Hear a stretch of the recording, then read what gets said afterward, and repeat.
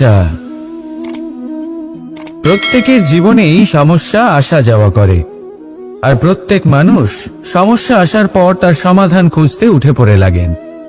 কিন্তু যখনই সমস্যার সমাধান হয়ে যায়, আমরা সুপ্রসন্ন হয়ে যাই এবং অসাবধানও হয়ে যাই। আমাদের মনে হয় যে আমরা সম্পূর্ণরূপে সমস্যার অন্ত করেছি, কিন্তু কোথাও না কোথাও একটা ছোট্ট বীজ রয়েই যায়, আর সেই বীজ আমাদের অসাবধানতার ছত্রছায়ায় বড় হতে থাকে, আর তারপর মহা সংকট হয়ে আবার আমাদের উপর আক্রমণ করে। এই সংকট যে কোনো রূপে আসতে পারে, কোনো শত্রুর রূপেও আসতে পারে, বা কোনো মহামারীর রূপেও আসতে পারে।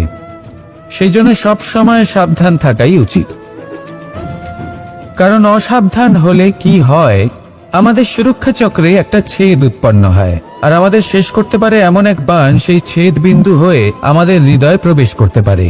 তাই যে কোনো সমস্যার সমাধান করুন, জয়ী হন, উৎসব পালন করুন, কিন্তু সাবধানে থাকবেন। আসুন আর আমার সাথে ভালোবেসে বলুন, রাধা রাধা।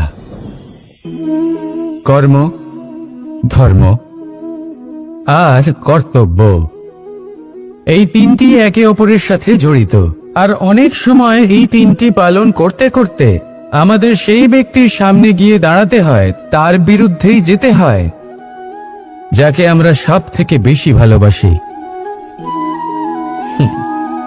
কিন্তু সেইখানে এই যুদ্ধ কোনো ব্যক্তিগত যুদ্ধ থাকে না, এ হলো কর্ম, ধর্ম আর কর্তব্যের যুদ্ধ। এটা সরল নয়, অত্যন্ত কঠিন হয় তার সম্মুখীন হওয়া যাকে আমরা সব থেকে বেশি সম্মান করি। কিন্তু আমাদের তো আমাদের ধর্মের পথে চলতেই হবে, কারণ আমরা কর্মবদ্ধ, কর্তব্যবদ্ধ, আর এটাই করা উচিত। শুধু এটুকু মনে রাখবেন, যদি আপনার উদ্দেশ্য শুভ হয়, আপনার ভাবনা শুভ হয়, আপনি যদি কর্ম, ধর্ম আর কর্তব্যের পথে অগ্রসর হন, তাহলে এই প্রক্রিয়াতে যদি আপনাকে আপনার আরাধ্যেরও সামনে দাঁড়াতে হয়, তাহলেও আপনার কোনো ক্ষতি হবে না। তাহলে আসুন আর আমার সাথে ভালোবেসে বলুন, রাধা রাধা। মানুষের কোন বিষয়ে অহংকার থাকে? সময়, ক্ষমতা, শরীর আর সম্পত্তি। আর এই চারটি সর্বদা সঙ্গে থাকে না। কি বিচিত্র ব্যাপার! আপনি নিজেই দেখুন, সময় আজ ভালো হলেও কাল অবশ্যই খারাপ হতে পারে। ক্ষমতা আজ আপনার থাকলেও কাল তা নাও থাকতে পারে। এই শরীরটা তো নশ্বরই বটে। যত আপনি বার্ধক্যের দিকে অগ্রসর হবেন, দুর্বল হতে থাকবেন, সৌন্দর্য ক্ষীণ হতে থাকবে। আর সম্পত্তি আজ আপনার, কাল অন্য কারোর হয়ে যাবে। আর এই সমস্ত নশ্বর জিনিসে মন কেন্দ্রীভূত করতে করতে ব্যক্তি ভুলে যান সেই বিষয়গুলি যা সর্বদা আপনার সাথে থাকবে, আপনার ঢাল হবে, আপনার সম্বল হয়ে থাকবে।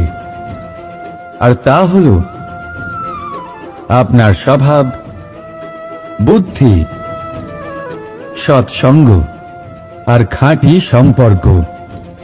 নিজের স্বভাব শীতল রাখুন, কর্মে বুদ্ধির পরিচয় দিন, সর্বদা ভালো মানুষের সাথে সময় কাটান, আর খাঁটি সম্পর্ক সর্বদা পালন করুন। জীবনে সর্বদা সুখী হবেন। রাধা রাধা। আমরা কর্ম করি, আর সেই কর্ম অনুসারে আমাদের তার ফল প্রাপ্ত হয়। এখন এই কর্ম আরো শ্রেষ্ঠ হতে থাকে, আমরা আরো প্রেরিত হতে থাকি। তার জন্য আমরা বড় বড় জ্ঞানীদের থেকে প্রভাবশালী, প্রেরণাদায়ক ব্যক্তির সাথে দেখা করার চেষ্টা করি, দেখা করিও। নিজের কর্মের বিষয়ে বিচার করি, আলোচনা করি, তাই তো?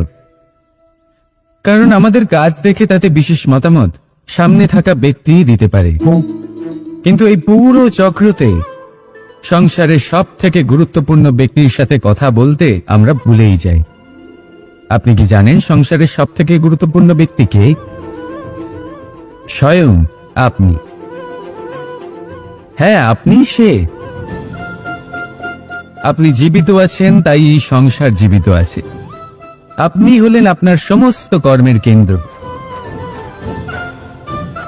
তাই এবার থেকে প্রতিদিন একটু সময় নিজের জন্য বের করে নিজের সাথে কথা বলুন। নিজেকে বুঝুন, নিজের কর্মকে বুঝুন। কিছু প্রশ্ন আসবে, কিছুর উত্তর পাবেন। আরো কিছু প্রশ্ন আসবে যার উত্তর আপনি অবশ্যই পাবেন, কিন্তু এটা করবেন অবশ্যই, না তো আপনি এই সংসারের সব থেকে গুরুত্বপূর্ণ ব্যক্তির সাথে দেখা করার সুযোগই হারিয়ে ফেলবেন। এবার বলুন, আপনি কি এরকম চাইবেন? রাধা রাধা, প্রেম, ঘৃণা, এই দুই হলো একই শব্দ। কিভাবে? দেখুন না, দুটোতেই আড়াই অক্ষর রয়েছে। দুটোই হলো সেই অনুভূতি যা আমাদের মনের সাথে জড়িত, আর এই দুই অনুভূতির সাথে জড়িত মানুষ আমাদের জন্য গুরুত্বপূর্ণ। পার্থক্য শুধু এটাই যে প্রেম পায় সম্মান আর ঘৃণাকে করা হয় অবজ্ঞা। এরকম কেন? কারণ প্রেম হলো সেই অনুভূতি যেখানে মানুষ সব কিছু দিয়ে দিতে চায়, সব কিছু লুটিয়ে দিতে চায়। সেখানে ঘৃণা হলো এমন অনুভূতি যেখানে মানুষ সবকিছু কেড়ে নিতে চায়, সবকিছু জিতে নিতে চায়। তাও প্রেমের অনুভূতি কখনো আপনাকে হারতে দেয় না, আর ঘৃণার অনুভূতি কখনো আপনাকে জিততে দেয় না। এবার কি করবেন আপনি? একটাই জীবন, ঘৃণার সাথে বাঁচবেন নাকি প্রেমের সাথে? আমি তো প্রেমকেই চয়ন করব। রাধা রাধা। পাওয়া এবং হারিয়ে ফেলা, এই দুই হলো জীবনের অভিন্ন অঙ্গ। আমরা যেমন কিছু পেয়ে থাকি, তেমন কিছু হারিয়েও থাকি। কিছু স্বপ্ন সার্থক হয়, আবার কিছু লক্ষ্য অপূর্ণই থেকে যায়। জীবনে এটা হয়েই থাকে, প্রত্যেকের জীবনেই এটা হয়ে থাকে। কিন্তু কারোর সাথে দেখা হলে আমরা কি ধরনের কথা বলি? আমরা সেই কথাই বলি যা আমরা হারিয়েছি। নিজেও দুঃখ পাই, আবার সামনের মানুষটাকেও দুঃখ দিই। তার থেকে অন্যরকম কিছু করার চেষ্টা করুন, ধনাত্মক চিন্তা করার চেষ্টা করুন। মন সেদিকেই দিন, স্মরণ শুধুমাত্র তাকেই করুন, গুরুত্ব তাকেই দিন যিনি আপনার কাছে রয়েছেন। যিনি আপনার কাছে নেই তার আশায় কষ্ট কেন পাচ্ছেন আপনি? সেগুলিকেই প্রাধান্য দিন যা আজ এখন বর্তমানে আপনার কাছে রয়েছে। যেমন আমি কংস মামাকে স্মরণ করি না, যিনি আমার ছেলেবেলা নষ্ট করে দিয়েছেন। আমি স্মরণ করি আমার যশোদা মাকে, আমার বলরাম দাদাকে, আমার রাধাকে, যারা আমার জীবনকে ভরিয়ে তুলেছেন। আপনিও ঠিক এটাই করুন, আর আমার সাথে ভালোবেসে বলুন, রাধা রাধা। কথায় বলা হয়, জীবনে ভালোবাসাই হলো সুখের মূল। এটা সত্য। এবার প্রশ্ন হলো এটাই যে এই ভালোবাসা কার সাথে করা উচিত? যদি আপনি কিছুক্ষণের জন্য সুখ পেতে চান, তাহলে ভালোবাসুন নিজের রুচি মতো। যদি আপনি কিছুদিনের জন্য সুখ পেতে চান, ভালোবাসুন নিজের বন্ধুদের। যদি আপনি কয়েক মাসের জন্য, কয়েক বছর বা অনেক বছরের জন্য সুখী হতে চান, তাহলে ভালোবাসুন নিজের পরিবারকে, মাতা পিতা, নিজের সন্তান, স্বামী স্ত্রী, নিজের আত্মীয়দের। কিন্তু যদি আপনি চিরকালের জন্য সুখী হতে চান, তাহলে ভালোবাসতে হবে শুধু নিজের কর্মগুলিকে। কারণ সম্পর্ক যেমনই হোক না কেন, কখনো না কখনো ভেঙে যাবেই। এই সংসার হলো এমনই যে যাদের সঙ্গ আমরা পাই, তাদের সঙ্গ একদিন ত্যাগ করতে হয়। শুধু কর্মই হলো এমন এক সঙ্গ যা কখনো আপনাকে ত্যাগ করবে না। আপনার মৃত্যুর পরেও এই কর্ম আপনাকে বাঁচিয়ে রাখবে। তাই সবসময় মনে রাখবেন, এই কর্ম ধর্ম মনে করে পালন করা উচিত। জীবনের শেষ মুহূর্ত পর্যন্ত কর্মকে ভালোবাসুন, জীবনের শেষ মুহূর্ত পর্যন্ত সুখে থাকবেন। আর আমি তো সবসময় বলি, শুধু কর্ম করতে থাকো, ফলের চিন্তা করো না। তাহলে আসুন আর আমার সাথে ভালোবেসে বলুন, রাধা রাধা। সদিচ্ছা দেখতে গেলে 3 অক্ষরে তৈরি এই শব্দ, কিন্তু সমস্ত ত্রিলোক তার উপরেই আধারিত। আপনি এই সংসারে এসেছেন, তখন অবশ্যই শ্বাস নেবেন, কিন্তু তার বদলে আপনাকে কিছু তো দিতেই হবে। আপনার উপর নির্ভর করছে আপনি কি দেবেন। কি দেবেন এই সংসারকে, এই সমাজকে, নিজের পরিবারকে, আর তার বদলে কি নেবেন? যশ নাকি অপযশ? দেখুন, এক ছিল রাবণ, যে কিনা সমুদ্র পার করলো সীতাকে অপহরণ করার জন্য, আর এক ছিলেন রামচন্দ্র, যিনি সমুদ্র পার করেছিলেন, সেতু বানিয়ে গিয়েছিলেন সীতাকে ফিরিয়ে নিয়ে আসার জন্য। দুজনেই সমুদ্র পার করেছিলেন, শুধু পার্থক্য ছিল সদিচ্ছাকে বোঝার, লক্ষ্যের। অনেক মানুষের যাত্রা একরকম হতেই পারে, কিন্তু আনন্দ তখনই লাভ করবেন যখন লক্ষ্য শুভ হবে, মহান হবে। এই লক্ষ্য দিয়ে এই সংসারের কল্যাণ হবে এবং মানুষের সম্মান হবে। যদি আপনার সংকল্প উচিত হয়, তাহলে আপনার লক্ষ্য উচিতই হবে, নয়তো শুধুমাত্র বিনাশ হবে। আর উচিত এটাই হবে যে বিনাশের হাত থেকে যেন নিজেকে বাঁচানো যায়, কি বলেন? তাই জীবনে যে লক্ষ্য স্থির করছেন, মনে রাখবেন তা যেন শুভ লক্ষ্য হয়। যদি এরকম হয়, তাহলে আপনার যাত্রা, আপনার জীবন দুটোই শুভময় হবে। আসুন আর আমার সাথে ভালোবেসে বলুন, রাধা রাধা।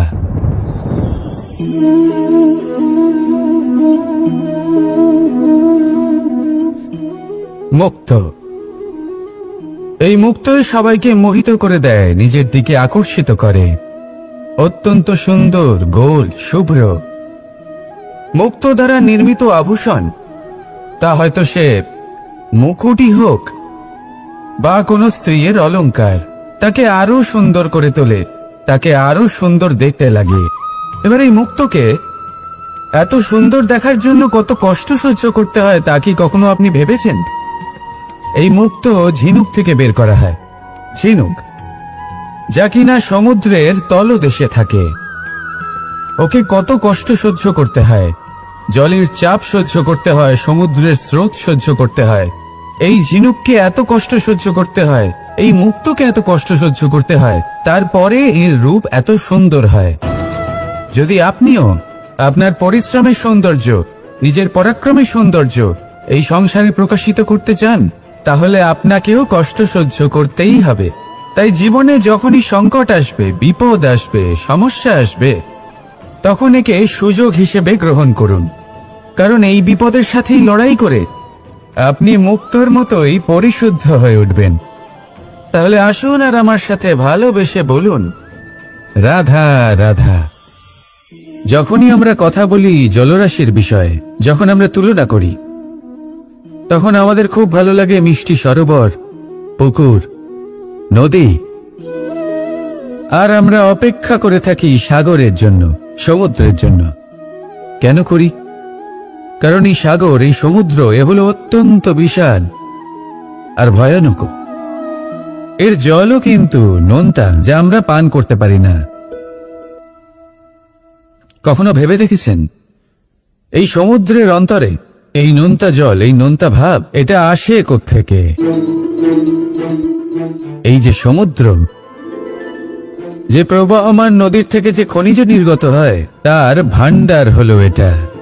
সেই খনিজকে নিজের অন্তরে গ্রহণ করে, সেই নোনতা ভাব নিজের মধ্যে সমাহিত করে, আর তারপর সেই নোনতা জল বাষ্পে পরিণত হয়ে ওপরে উঠে যায়, যা মেঘ হয়ে আপনার ওপর মিষ্টি বৃষ্টি হয়ে ঝরে পড়ে। এ হলো সমুদ্রের ত্যাগ, যার জন্য আপনি মিষ্টি জল পান করতে পারছেন, সে নদী থেকেই হোক বা সরোবর থেকে। সেই জন্যই হয়তো সাগর হলো এত মহান, হয়তো সেই জন্যই রত্ন সাগরে পাওয়া যায়। তাই মনে রাখবেন, ক্ষমতা তারই হয় যে ত্যাগ করতে জানে, কোনো বিষকে নিজের মধ্যে ধারণ করে নিতে জানে। তাহলে আপনিও এটাই করুন, এতটাই শক্তিশালী হয়ে উঠুন, আর আমার সাথে ভালোবেসে বলুন, রাধা রাধা। পরিচ্ছন্নতা। বর্তমানের এই প্রজন্ম আগের প্রজন্মের এই যে অতিশুদ্ধতার অভ্যেস ছিল, তা নিয়ে ঠাট্টা করে, তাকে মূর্খতা মনে করে। বুঝতেই পারে না কেন? আমাদের মা, ঠাকুমা, দিদিমা এদের দেখেছি সকালে উঠে সবার আগে স্নান করেন। কেন? বুঝতেই পারে না। কেন কথায় কথায় বারান্দা উঠোন পরিষ্কার করা হয়? বুঝতেই পারে না। অনেক মানুষজন এটাকে ধার্মিক এবং অন্ধবিশ্বাস বলে, কিন্তু যদি আমি আপনাকে সত্যি কথা বলি, প্রত্যেক ধর্ম বিজ্ঞানসম্মত। প্রত্যেক কাজের পেছনে বৈজ্ঞানিক সত্যতা লুকিয়ে রয়েছে, কিন্তু প্রত্যেক মানুষ সেই নিয়ে কতটা ভাবেন, কতটা বোঝেন আর কি পদক্ষেপ নেন তা হলো আলাদা এবং অত্যন্ত গুরুত্বপূর্ণ, কিন্তু তা হলো বিজ্ঞানসম্মত। আজও যখন আমি আগে বাড়ি যাই, মা সবার আগে আমার হাত পা ধুয়ে দেন, তারপর সবকিছু। তাই আপনি পরিচ্ছন্ন থাকুন, তাহলে আপনি সুস্থ থাকবেন। তখনই আপনার মনে ভক্তিভাব আসবে, তখনই এই সমগ্র সংসারকে সামলানোর শক্তি অর্জন করতে পারবেন। তাহলে পরিচ্ছন্ন থাকুন, সব ভালো থাকবে। রাধা রাধা। এটা দেখতে পাচ্ছেন? আপনি নিশ্চয়ই জানেন এটা কি। এটা বড়ই বিচিত্র এক বস্তু। এটা হলো কয়লা। আমি একে বিচিত্র এই কারণে বলছি, ভেবে দেখুন, যদি এটা গরম হয় আর আপনি এটাকে ধরে ফেলেন, এটা আপনার হাত পুড়িয়ে ফেলবে। আর যদি এটা ঠান্ডা হয় আর আপনি এটা ধরেন, তাহলে এটা আপনার হাতে কালি লাগিয়ে দেবে। অর্থাৎ যে কোনো পরিস্থিতিতেই, যে কোনো রূপেই থাকুক না কেন, গরম হোক অথবা ঠান্ডা, এটা কোনো না কোনো ভাবে আপনার ক্ষতি অবশ্যই করবে। এরকমই হয় খারাপ মানুষজন, বদ সঙ্গ, ঠিক কয়লার মতো। আপনি যদি কিছু নাও করেন, যাই হয়ে যাক, এরা যদি আপনার কাছে থাকে, তাহলে কোনো না কোনো ভাবে জীবনে আপনার কোনো না কোনো ক্ষতি অবশ্যই হবে। তাই নিজের জীবনে সবসময় সঙ্গতের নির্ণয় অত্যন্ত ভেবেচিন্তে করবেন। রাধা রাধা। ইচ্ছে, সিদ্ধান্ত আর নিশ্চয়তা, এই শব্দগুলো আমরা আমাদের জীবনে অনেকবার শুনেছি, তাই না? জীবনে অনেক যে এক কুয়ো খোঁড়ার সিদ্ধান্ত নিয়েছে, সেই মাটি খোঁড়ার জন্য কোদাল অবশ্যই পেয়ে যায়। আর যে নিশ্চিত করে নিয়েছে, সে দেরি করে হলেও সেই শীতল জল অবশ্যই পেয়ে যায়। তাই জীবনে কেবল ইচ্ছে করবেন না, সিদ্ধান্ত নিন আর তারপর নিশ্চিত করুন, সব পেয়ে যাবে। আর ভালোবেসে বলুন, রাধা রাধা। স্বপ্ন আর লক্ষ্য একই মনে হয়। এই দুইয়েরই কথা মানুষ কল্পনা করেন, এই দুইই মানুষ অর্জন করতে চায়। আর এই দুই পূর্ণ হলে মানুষ নিজেকে অত্যন্ত ভাগ্যবান বলে মনে করেন। কিন্তু এই দুইয়ের মধ্যে পার্থক্য আছে। পার্থক্য এই যে স্বপ্নের জন্য বিনা পরিশ্রমের ঘুম দরকার হয়, আর লক্ষ্যের জন্য বিনা ঘুমের পরিশ্রম। যে ব্যক্তি ঘুমের মধ্যে স্বপ্ন দেখতে থাকেন, জেগে ওঠার পর তার হাত খালি থেকে যায়। আর যে ব্যক্তি পরিশ্রম করেন, শয়নকালেও তার হাত তার লক্ষ্যেই থাকে। তাই যদি স্বপ্নও দেখতে হয়, তাহলে লক্ষ্য জেনে পরিশ্রম করুন আর ভালোবেসে বলুন, রাধা রাধা। জীবনে কিছু করে দেখাতে হলে বদল আনতে পারবে, তাকে পথ দেখাতে পারবে, তার জীবনে পরিবর্তন আনতে পারবে। আর তাই মানুষ সংসার জুড়ে তাকেই খোঁজেন, যিনি তার পাশেই আছেন।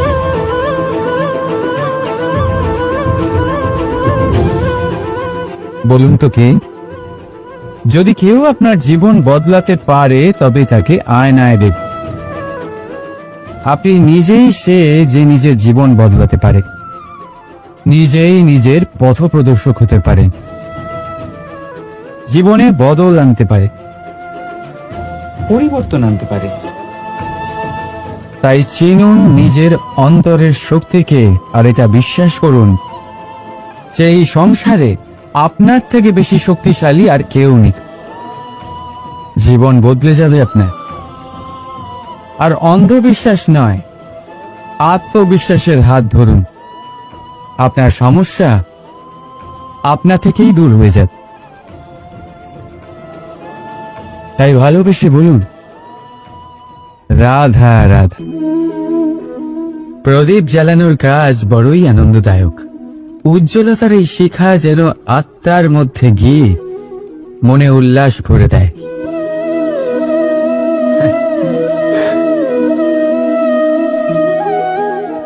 এই আমি কি করলাম? আমি একে নিভিয়ে দিলাম, অথচ এই দিয়েই আমি অন্য প্রদীপগুলি জ্বালিয়েছিলাম। কারণ যতক্ষণ এই শিখা অন্য প্রদীপগুলিকে জ্বালাচ্ছিল, ততক্ষণ এই নিজেও জ্বলছিল। কিন্তু যেই ও এই কাজ করা ছেড়ে দিল, তখন একেও নিভতে হল। বুঝলেন? সেরকমই জীবন হলো উজ্জ্বলতা দেওয়ার আরেক নাম। যদি জীবনে শুভ কাজ করেন, অপরের উপকার করে, অন্যদের সহায়তা করে, তাহলেই জীবিত থাকবেন। আর যেদিন এই কাজ করা আপনি বন্ধ করে দেবেন, শ্বাস প্রশ্বাস নেওয়া সত্ত্বেও মৃত হয়ে যাবেন। তাই যতক্ষণ শ্বাস চলছে, আশারূপী উজ্জ্বলতা ছড়াতে থাকুন। বিশ্বাস করুন, মৃত্যুর পরেও আপনি অমর থাকবেন। তাই ভালোবেসে বলুন, রাধা রাধা। যবে থেকে যে প্রাণের অস্তিত্ব পেয়েছে, তবে থেকেই আরো একটি শব্দ জন্ম লাভ করেছে, সংঘর্ষ।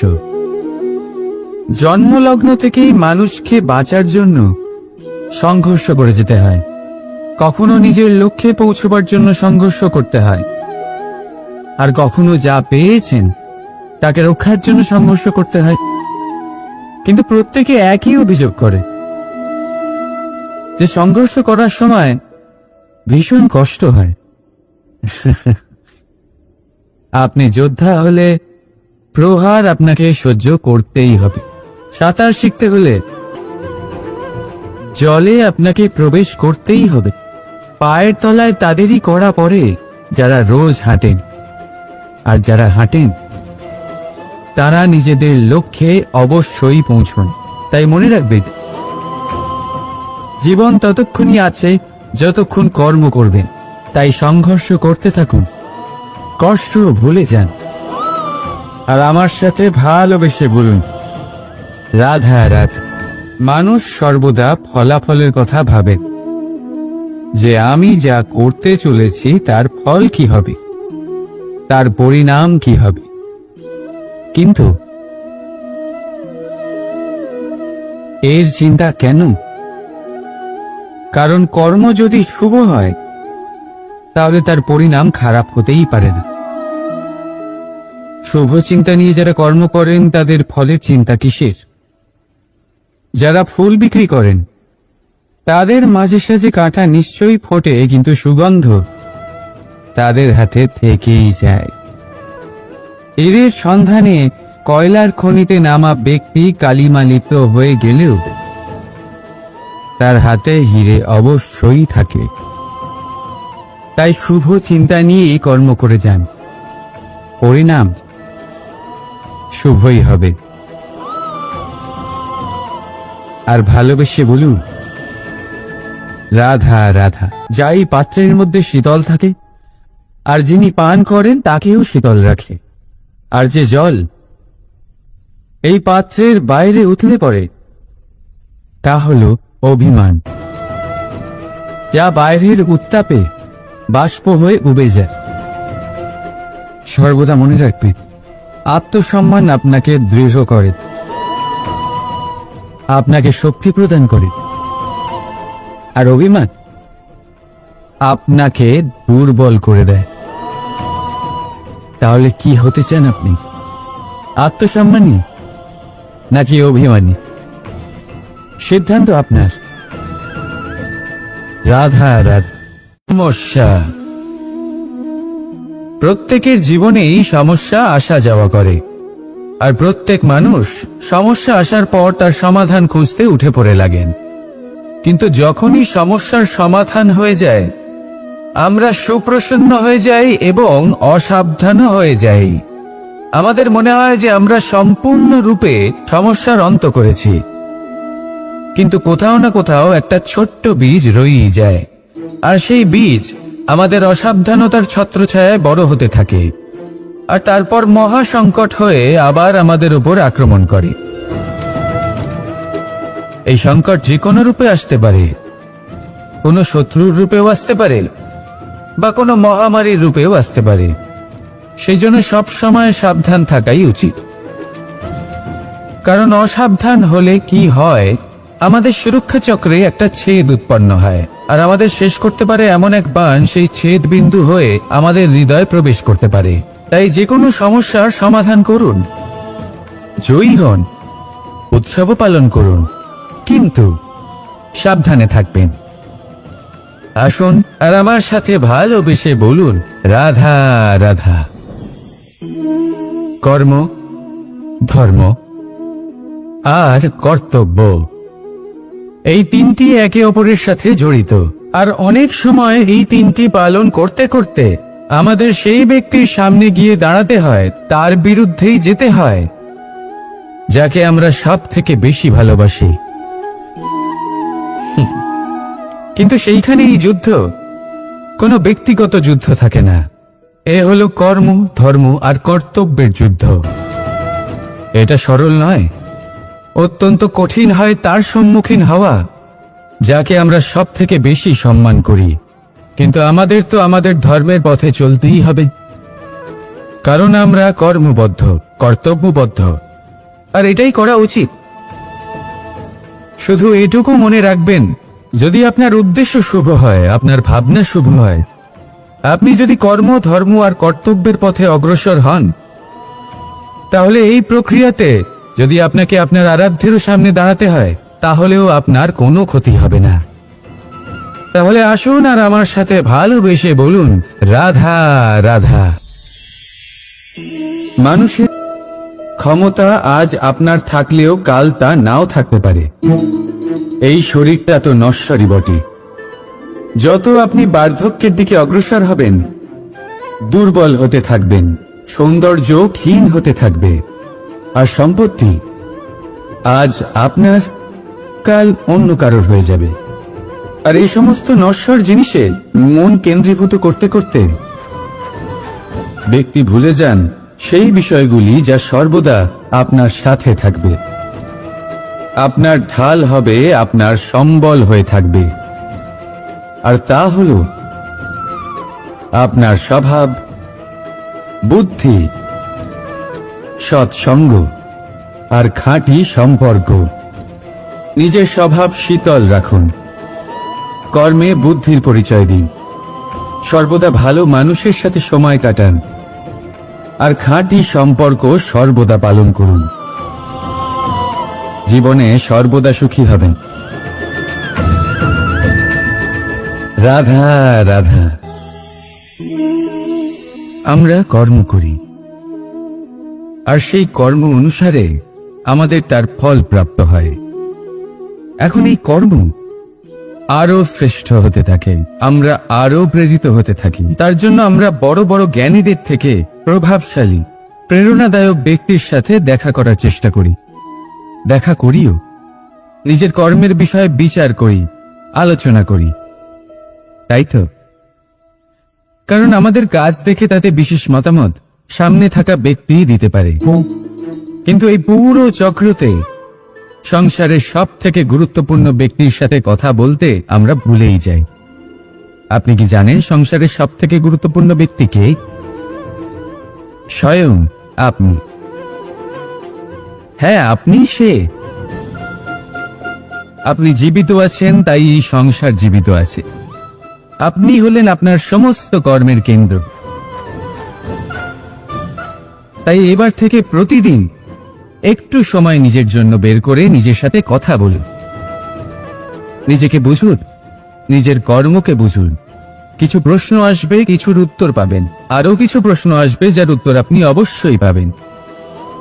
কিন্তু এটা করবেন অবশ্যই, নয়তো আপনি এই সংসারের সব থেকে গুরুত্বপূর্ণ ব্যক্তির সাথে দেখা করার সুযোগই হারিয়ে ফেলবেন। এবার বলুন, আপনি কি এরকম চাইবেন? রাধা রাধা, প্রেম, ঘৃণা, এই দুই হলো একই শব্দ। কিভাবে? দেখুন না, দুটোতেই আড়াই অক্ষর রয়েছে। দুটোই হলো সেই অনুভূতি যা আমাদের মনের সাথে জড়িত, আর এই দুই অনুভূতির সাথে জড়িত মানুষ আমাদের জন্য গুরুত্বপূর্ণ। পার্থক্য শুধু এটাই যে প্রেম পায় সম্মান আর ঘৃণাকে করা হয় অবজ্ঞা। এরকম কেন?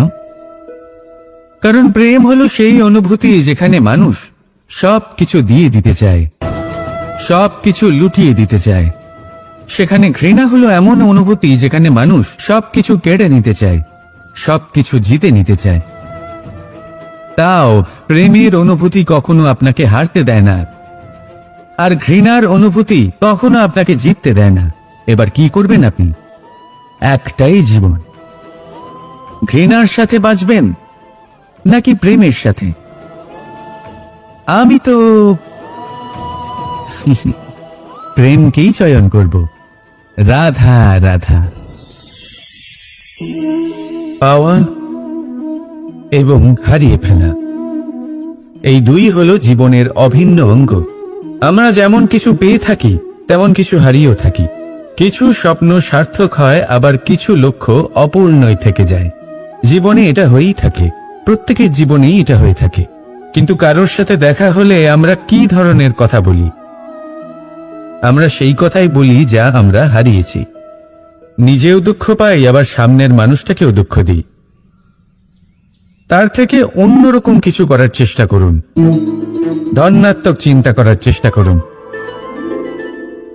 মন সেদিকেই দিন, স্মরণ শুধুমাত্র তাকেই করুন, গুরুত্ব তাকেই দিন যিনি আপনার কাছে রয়েছেন। যিনি আপনার কাছে নেই তার আশায় কষ্ট কেন পাচ্ছেন আপনি? সেগুলিকেই প্রাধান্য দিন যা আজ এখন বর্তমানে আপনার কাছে রয়েছে। যেমন আমি কংস মামাকে স্মরণ করি না, যিনি আমার ছেলেবেলা নষ্ট করে দিয়েছেন। আমি স্মরণ করি আমার যশোদা মাকে, আমার বলরাম দাদাকে, আমার রাধাকে, যারা আমার জীবনকে ভরিয়ে তুলেছেন।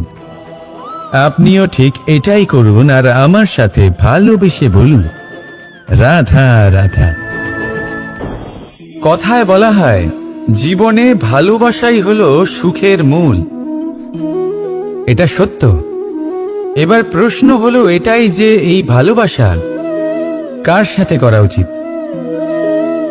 যদি আপনি কিছুক্ষণের জন্য সুখ পেতে চান, তাহলে ভালোবাসুন নিজের রুচি মতো। যদি আপনি কিছুদিনের জন্য সুখ পেতে চান, ভালোবাসুন নিজের বন্ধুদের। যদি আপনি কয়েক মাসের জন্য, কয়েক বছর বা অনেক বছরের জন্য সুখী হতে চান, তাহলে ভালোবাসুন নিজের পরিবারকে, মাতা পিতা, নিজের সন্তান, স্বামী স্ত্রী, নিজের আত্মীয়দের। কিন্তু যদি আপনি চিরকালের জন্য সুখী হতে চান, তাহলে ভালোবাসতে হবে শুধু নিজের কর্মগুলিকে। কারণ সম্পর্ক যেমনই হোক না কেন, কখনো না কখনো ভেঙে যাবেই। এই সংসার হলো এমনই যে যাদের সঙ্গ আমরা পাই, তাদের সঙ্গ একদিন ত্যাগ করতে হয়। শুধু কর্মই হলো এমন এক সঙ্গ যা কখনো আপনাকে ত্যাগ করবে না। আপনার মৃত্যুর পরেও এই কর্ম আপনাকে বাঁচিয়ে রাখবে। তাই সবসময় মনে রাখবেন, এই কর্ম ধর্ম মনে করে পালন করা উচিত। জীবনের শেষ মুহূর্ত পর্যন্ত কর্মকে ভালোবাসুন, জীবনের শেষ মুহূর্ত পর্যন্ত সুখে থাকবেন। আর আমি তো সবসময় বলি, শুধু কর্ম করতে থাকো, ফলের চিন্তা করো না। তাহলে আসুন আর আমার সাথে ভালোবেসে বলুন, রাধা রাধা। সদিচ্ছা। দেখতে গেলে 3 অক্ষরে তৈরি এই শব্দ, কিন্তু সমস্ত ত্রিলোক তার উপরেই আধারিত। আপনি এই সংসারে এসেছেন, তখন অবশ্যই শ্বাস নেবেন, কিন্তু তার বদলে আপনাকে কিছু তো দিতেই হবে। আপনার উপর নির্ভর করছে আপনি কি দেবেন। কি দেবেন এই সংসারকে, এই সমাজকে, নিজের পরিবারকে, আর তার বদলে কি নেবেন? যশ নাকি অপযশ? দেখুন, এক ছিল রাবণ, যে কিনা সমুদ্র পার করলো সীতাকে অপহরণ করার জন্য, আর এক ছিলেন রামচন্দ্র, যিনি সমুদ্র পার করেছিলেন সেতু বানিয়ে গিয়েছিলেন সীতাকে ফিরিয়ে নিয়ে আসার জন্য। দুজনেই সমুদ্র পার করেছিলেন, শুধু পার্থক্য ছিল সদিচ্ছাকে বোঝার লক্ষ্যের। অনেক মানুষের যাত্রা একরকম হতেই পারে, কিন্তু আনন্দ তখনই লাভ করবেন যখন লক্ষ্য শুভ হবে, মহান হবে। এই লক্ষ্য দিয়ে এই সংসারের কল্যাণ হবে এবং মানুষের সম্মান হবে। যদি আপনার সংকল্প উচিত হয় তাহলে আপনার লক্ষ্য উচিতই হবে, নয়তো শুধুমাত্র বিনাশ হবে। আর উচিত এটাই হবে যে বিনাশের হাত থেকে যেন নিজেকে বাঁচানো যায়, কি বলেন? তাই জীবনে যে লক্ষ্য স্থির করছেন মনে রাখবেন তা যেন শুভ লক্ষ্য হয়। যদি এরকম হয় তাহলে আপনার যাত্রা, আপনার জীবন দুটোই শুভময় হবে। আসুন আর আমার সাথে ভালোবেসে বলুন, রাধা রাধা।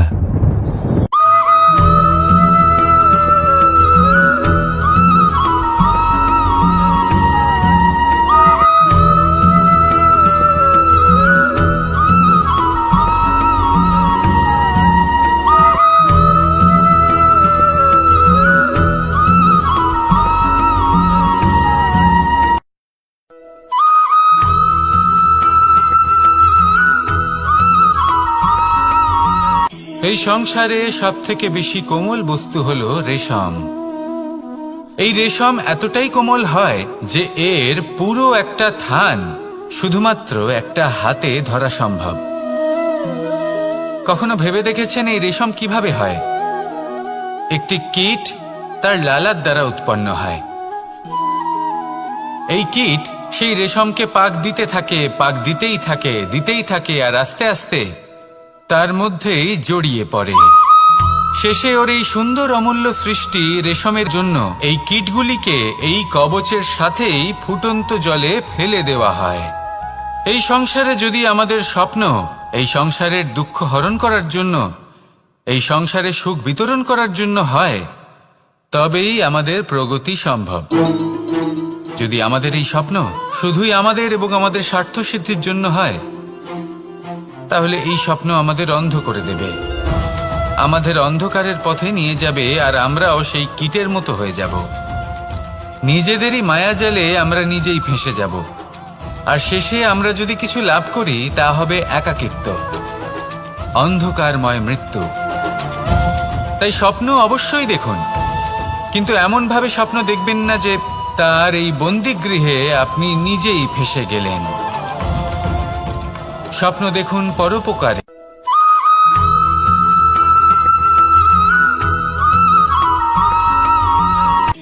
শক্তি শক্তি অর্জন করা এতটা কঠিন নয় যতটা শক্তি লাভ করার পরে সেই শক্তি সামলানো কঠিন হয়।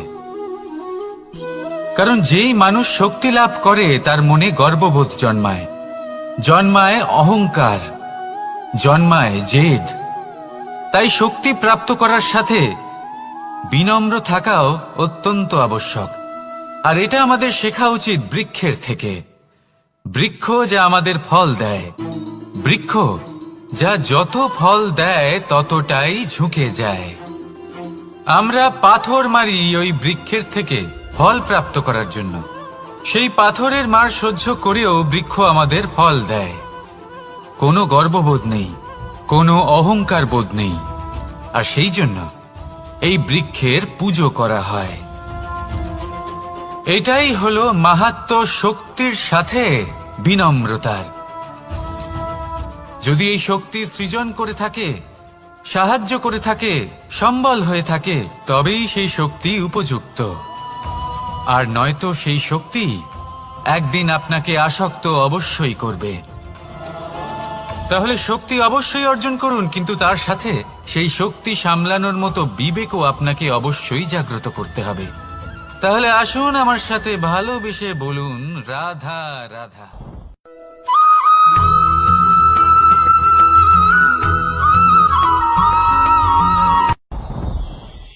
সাথী সাথী এই শব্দটির ব্যাখ্যা কে কিভাবে করে? মিত্র, সখা, বন্ধু। কিন্তু অর্থ একটাই, তিনি যিনি আপনার সঙ্গী হন আর তিনি যার সাথী আপনি হন। এবার সব থেকে বড় প্রশ্ন হলো এটাই যে তিনি কে হতে পারেন যাকে আপনি আপনার সাথী বলে মেনে নিতে পারেন, নিজের সখা, নিজের মিত্র, নিজের বন্ধু মেনে নিতে পারেন। আপনার সাথী হলেন তিনি যিনি দুঃখের সময় আপনার পাশে থাকবেন, আপনার হাত ধরে থাকবেন। আপনার সাথী হলেন তিনি যার হাত আপনি নিজের সুখের দিনে ধরে থাকবেন। সেই সাথীরই হাত ধরুন যিনি দুঃখে সবসময় আপনাকে সাহায্য করার জন্য তৎপর হয়ে থাকেন, আপনার পাশে থাকেন, আর যাকে সুখের দিনে আপনি আপনার সাথে রাখতে পারেন। আর যখন আপনার সাথে আপনার এই সাথী থাকবে তখন আপনি এটা বুঝবেন যে যখন জীবনে দুঃখ আসে তখন এই দুঃখ কমে যায়, সবার মধ্যে ভাগ হয়ে যায়। আর যদি তখন সুখ আসে তাহলে সেটা সবার উপস্থিতিতে আরো বেড়ে যায়। এটাই হলো প্রেম, এটাই হলো ভালোবাসা, এটাই হলো সঙ্গ। যেমন সম্পর্ক আমার আর রাধার মাঝে। তাহলে আসুন আর আমার সাথে ভালোবেসে বলুন, রাধা রাধা।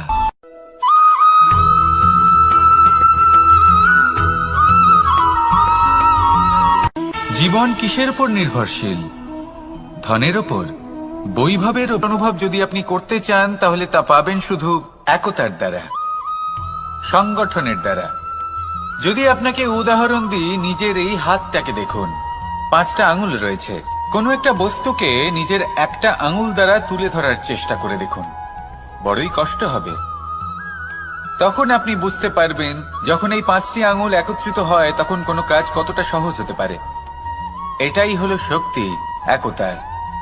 সব থেকে ভালো উদাহরণ যদি আপনাকে দিই তাহলে বাঁশি। এই বাঁশি থেকে অত্যন্ত মধুর সুর নির্গত হয় যা সবার মন প্রসন্ন করে দেয়। এই কথা সত্যি, কিন্তু এই বাঁশি আমি একটা বা দুটো আঙুল দিয়ে বাজাতে পারবো না। আমাকে প্রত্যেকটা আঙুল ব্যবহার করতেই হবে, তবেই এর থেকে মধুর সুর নির্গত হবে যা সকলকে প্রসন্ন করবে, ঠিক কিনা? ঠিক এইভাবেই যদি আপনি চান যে আপনার জীবনরূপী বাঁশি থেকেও মধুর সুর নির্গত হোক বা সবার মনকে প্রসন্ন করে তুলুক, তাহলে আপনাকেও জীবনে একতা নিয়ে আসতেই হবে। আপনি একাও কর্ম করতে পারেন, পথ চলতেও পারেন, সামনেও এগোতে পারেন, সাফল্যও লাভ করতে পারেন। কিন্তু যখন সকলে একসাথে এগোবেন, সেই পথে চলবেন, সেই কর্মই করবেন, তখন লক্ষ্যে অবশ্যই পৌঁছবেন, সাফল্য অবশ্যই লাভ করবেন। কিন্তু সেই সাফল্য এবং তার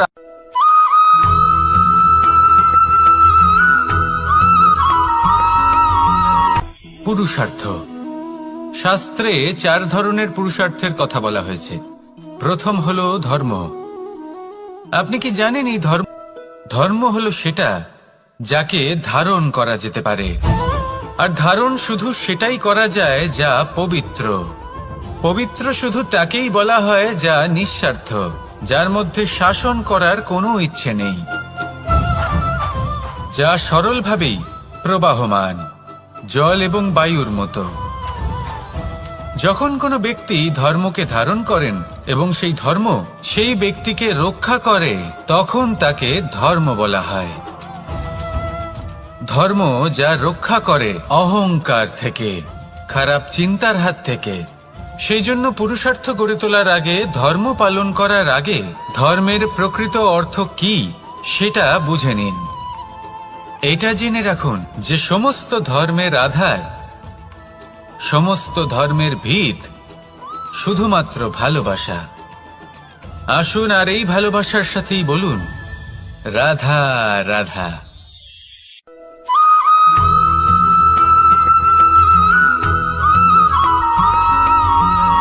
কেউ বলে জীবন খুব ক্ষণস্থায়ী, কেউ বলে জীবন হলো একটা সুন্দর স্বপ্নের মতো, আবার কেউ বলবে জীবন হলো এক কঠোর সত্য। কিন্তু জীবন আসলে কি? জীবন হলো আপনারই প্রতিবিম্ব, একটা দর্পণ। অর্থাৎ আপনি জীবনকে সেইভাবেই পাবেন যেরকম আপনি নিজেকে প্রতিপন্ন করবেন। যদি আপনি দর্পণের দিকে তাকিয়ে হাসেন, তাহলে আপনি সামনে হাসি মুখী দেখতে পাবেন। এবার যদি আপনি গম্ভীর হয়ে থাকেন, তাহলে আপনি একজন রুষ্ট ব্যক্তি দেখতে পাবেন। শেষে সবথেকে বেশি গুরুত্বপূর্ণ হলো আপনার চেষ্টা। আপনাকে সবসময় চেষ্টা করতে হবে যাতে আপনি নিজেকে প্রসন্ন এবং ইতিবাচক মনোভাবে রাখেন। এটা হলো আপনারই উত্তরদায়িত্ব, তাকে পালন করুন। এই মনকে প্রসন্ন রাখুন, এই সংসারকে সুন্দর বলে মনে হবে। আর এই মন প্রসন্ন হয়ে বলবে, রাধা রাধা।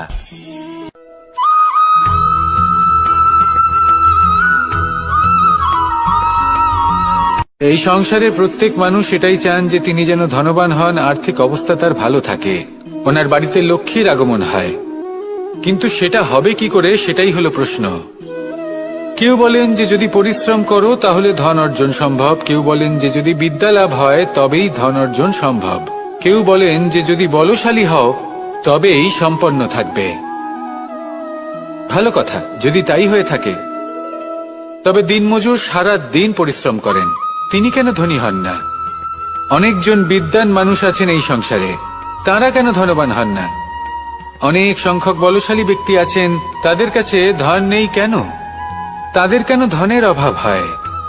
আবার এমনও কিছু মানুষ আছেন যারা পরিশ্রম করেন, তারা দিনমজুর, কিন্তু তারা ধন অর্জন করতে পারেন। কিছু বিদ্বান ব্যক্তি আছেন যাদের কাছে অধিক মাত্রায় ধন রয়েছে। কয়েকজন বলশালী ব্যক্তি রয়েছেন যাদের কাছে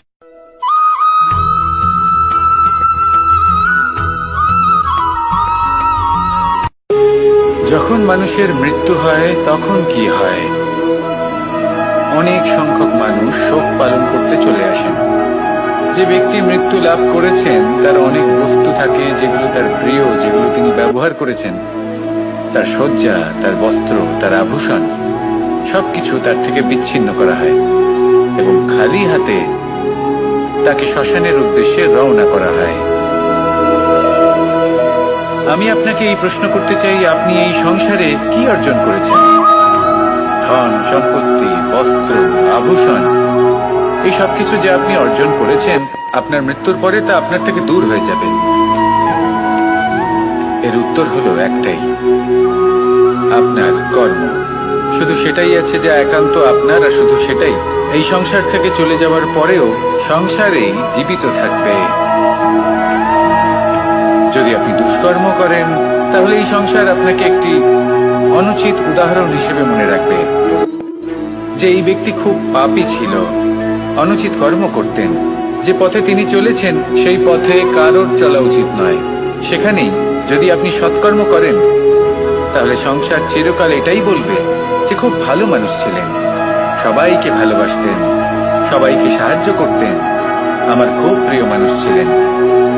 এটাই হলো শ্রেষ্ঠ কর্ম।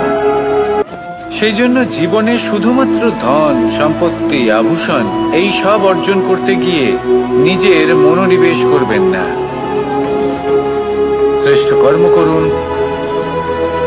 সংসার থেকে চলে যাওয়ার পরেও এই কর্মই এই সংসারে আপনাকে জীবিত রাখবে। আসুন আমার সাথে ভালোবেসে বলুন, রাধা রাধা।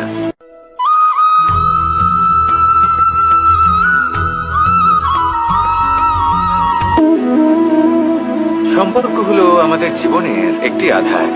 কিছু সম্পর্ক এমন যে আমরা জন্মসূত্রে লাভ করি, যেমন পরিবার, মা, বাবা। কিছু সম্পর্ক আছে যে আমরা জীবনে অর্জন করে থাকি, তা সে প্রেমের হোক, স্নেহের হোক বা বন্ধুত্বের।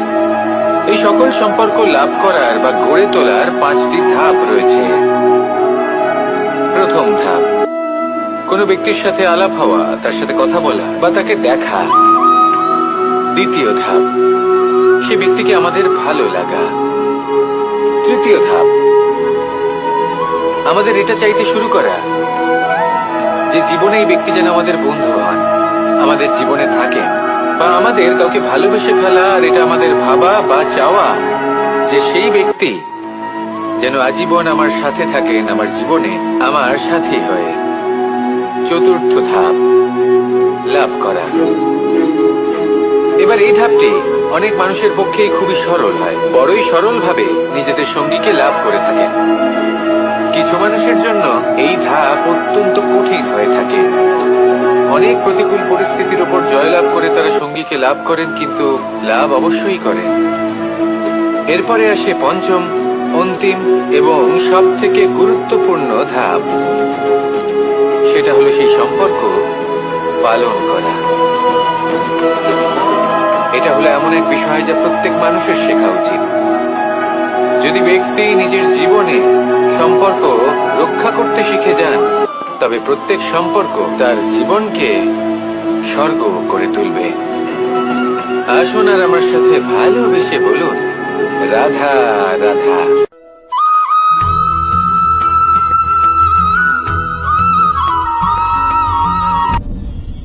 আপনি কি কখনো কোনো জলের ধারা দেখেছেন?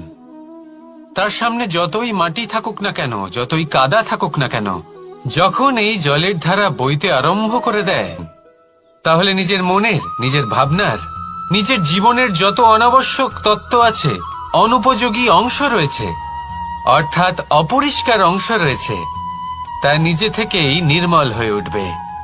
আর যেরকম জলের ধারা কখনো থেমে থাকে না, সব সময় বয়ে চলে, সেইভাবে আপনিও কখনোই থামবেন না। সবসময় বয়ে চলুন, এগোতে থাকুন। পথে যদি অনেক বিপদ আসে, সমস্যা আসে, থামবেন না, তার উপর নিরন্তর প্রহার করুন, নিরন্তর প্রয়াস করুন আর অগ্রসর হন। আপনি ভেবে দেখুন, এই জলের ধারা কখনো থেমে থাকে না, সবসময় বয়ে চলে, বিপদের সম্মুখীন হয়ে তাকে সাথে বয়ে নিয়ে চলে। সেই জন্য জলের ধারা, প্রবাহমান এই ধারা, এর থেকে কখনো দুর্গন্ধ আসে না, এতে কখনো ময়লা জমতে পারে না, বরং পালিত হয় সুন্দর প্রাণবন্ত জীবজন্তু, যেমন সুন্দর ছোট মাছ। তাই আপনিও এটাই করুন, কখনো থামবেন না, শুধু চলতে থাকুন, জলের ধারার মতো বইতে থাকুন। আপনি আপনার লক্ষ্য অবশ্যই খুঁজে পাবেন, আর তার সাথে নিজের অন্তরের যে মালিন্য রয়েছে, তা আপনি নিজেই নিজের থেকে দূরে করে দেবেন।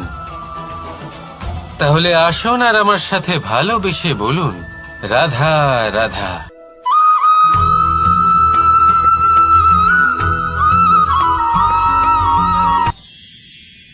মানুষ তার জীবনে দুই ধরনের পরিস্থিতিকে খুব ভয় পায়। এক, কোনো কারণবশত কারোর সামনে নত হওয়া। দুই, কোনো কারণে নিজের চরিত্র থেকে, নিজের মূল্যবোধ থেকে বিচ্যুত হওয়া। এবার কেন হয় এরকম যে কথায় কথায় কারোর সামনে নত হতে হয়? কেন বারংবার নিজের চরিত্র থেকে চ্যুত হতে হয়? এরকম কেন হয়? এটা তখনই হয় যখন আমাদের শিক্ষা এবং মূল্যবোধের অভাব থাকে। যদি মানুষের মধ্যে প্রকৃত শিক্ষা থাকে, তাহলে এই সংসারে কোনো সময় এবং কারোর সামনেই নত হওয়ার কোনো প্রয়োজন নেই। যদি মানুষের মধ্যে মূল্যবোধ থাকে, তাহলে তাকে নিজের মূল্যবোধ বা চরিত্র থেকে বিচ্যুত হতে হয় না, তা সে যাই হয়ে যাক না কেন। কোনো বালককে যদি জন্ম থেকেই সুশিক্ষার অধিকারী করা হয়, শিক্ষিত করা হয়, মূল্যবোধের অধিকারী করা হয়, তবে সে এই সংসারে এমন কর্ম করবে যাতে সে নিজেকে, নিজের পরিবারকে, সমগ্র সমাজকে গর্বিত করতে পারে। শিক্ষা লাভ করুন, মূল্যবোধ লাভ করুন এবং আমার সাথে ভালোবেসে বলুন, রাধা রাধা।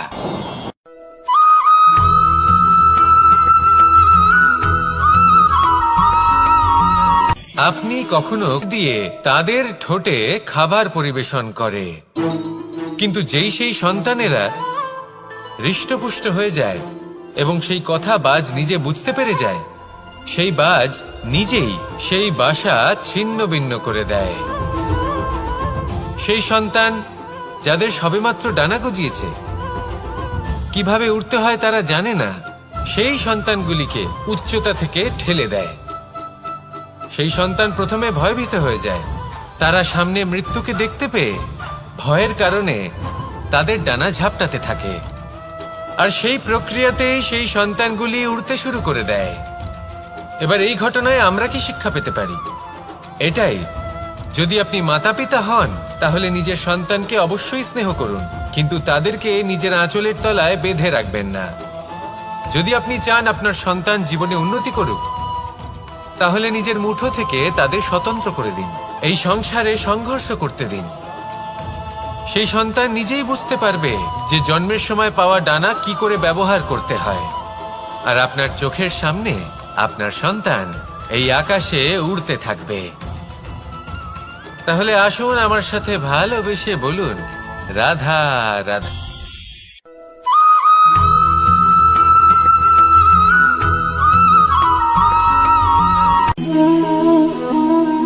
নিয়তি।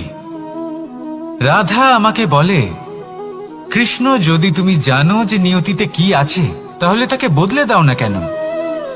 মহাদেব আমাকে বলেন যে শ্রীকৃষ্ণ, যদি আপনি এটা জানেন যে সাম্বের নিয়তি এটাই, তাহলে আপনি তাকে বদলানোর চেষ্টা কেন করেন? কেন?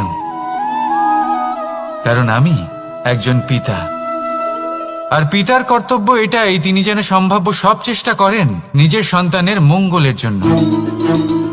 নিয়তি আমি জানি, কিন্তু এটাও আমি জানি যে কর্মের থেকে বড় আর কোনো নিয়তি হতে পারে না। অভিজ্ঞতাও রয়েছে যে কর্মের হাতে নিয়তির এই চক্র বদলে যেতে পারে। তাই জীবনে যদি আপনার কখনো এমন মনে হয় যে এটা তো অসম্ভব, তখনও চেষ্টা করা কখনোই ছাড়বেন না। কে বলতে পারে আপনারই কর্মের কোনো এক বীজ হয়তো নিয়তির চাকায় আটকে গেল আর নিয়তিকে নিজের পথ পাল্টাতে হলো, ঠিক কিনা? সেই জন্য নিয়তিকে ভাগ্য মেনে নিয়ে চুপ করে বসে থাকবেন না। নিজের নিয়তি স্বয়ং নিজের কর্মের দ্বারা নির্ধারিত করুন, কারণ আপনার এই কর্মের ওপরেই আপনার অধিকার রয়েছে। আর এই অধিকারকে নিয়তি অনেক সময় সম্মানও করে। তাহলে আসুন আর আমার সাথে ভালোবেসে বলুন, রাধা রাধা।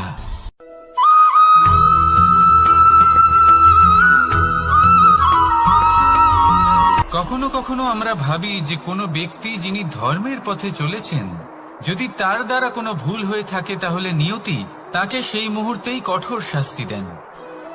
কিন্তু সেই সব মানুষ যারা সংসারের সবথেকে বড় অধর্মী, বহু নিকৃষ্ট মানের কাজ করেন, তাদের নিয়তি অনেক সুযোগ দেন। তাদের নিয়তি এরকম কঠোর প্রহার করেন না। এই ভাবনা কখনো না কখনো মনে আসেই। ভেবে দেখুন কেন? আসলে জীবনকে বেশিরভাগ মানুষ একভাবেই দেখে থাকেন, বিভিন্ন স্তরে একে দেখা উচিত। এবার আপনি বলুন, এই সংসারে কোনো অধর্মী কখনো প্রেরণার উৎস হতে পারেন? কখনোই নয়। যে মানুষ নিজের আত্মাকে মলিন করে ফেলেছেন, তিনি এই সংসারকে কিভাবে প্রেরণা যোগাবেন? উনি নিজেই বুঝতে পারেন না কোনটা করা উচিত, ধর্ম কোনটা। তাই নিয়তি তাকে একটা সুযোগ দেন, এটা বোঝার সুযোগ দেন যে কোনটা উচিত, কোনটা ধর্ম। সুযোগ দেন নিজের বিবেক জাগিয়ে তোলার, তাকে সুযোগ দেন নিজের অন্তরাত্মার ডাক শোনার। যখন তাতেও কাজ হয় না, তখন নিয়তির কাছে একটাই পথ বাকি থাকে, আর তা হল মহাবিনাশ। মহাবিনাশ হয়তো দেরিতেই আসতে পারে, কিন্তু তা অবশ্যই আসবে। আর যখন মহাবিনাশ আসে, তখন মহাবিনাশের যন্ত্রণা সমগ্র মানব জীবনের যন্ত্রণার থেকে অনেক বেশি হয়।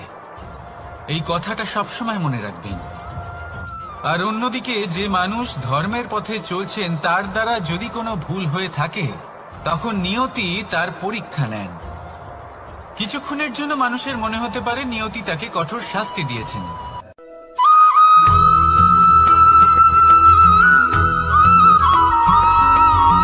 এই সংসারে কখনো কোনো ব্যক্তিকে তার বাইরের পোশাক দেখে বিচার করার চেষ্টা করবেন না। এটা খুব বড় ভুল করবেন। যেমন আমরা জীবনে অনেক সময় এমন করি, ধরুন কোথাও একটা গাছ দেখলাম, খুব বিশাল আকারের একটা গাছ, যেটা মাটির থেকে অনেক উঁচুতে পৌঁছে গেছে, যার বিশাল শাখা আছে। সেগুলো দেখে আমরা ভাবি যে এই গাছে হয়তো কত সুস্বাদু ফল আছে। আমরা সেই গাছের পরিচর্যা করতে থাকি।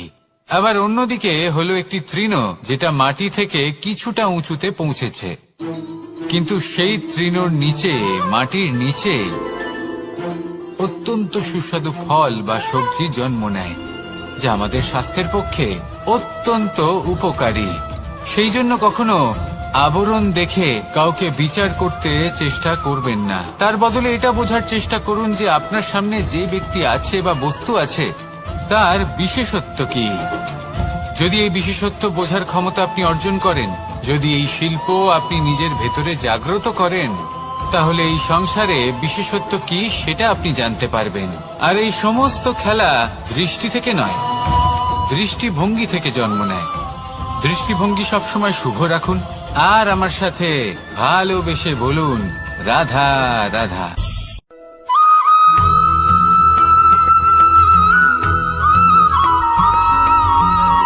পুরুষার্থ। শাস্ত্রে 4 ধরনের পুরুষার্থের কথা বলা হয়েছে। প্রথম হলো ধর্ম। আপনি কি জানেন এই ধর্ম আসলে কি? আপনার কি মনে হয় ধর্ম আসলে কি? কোনো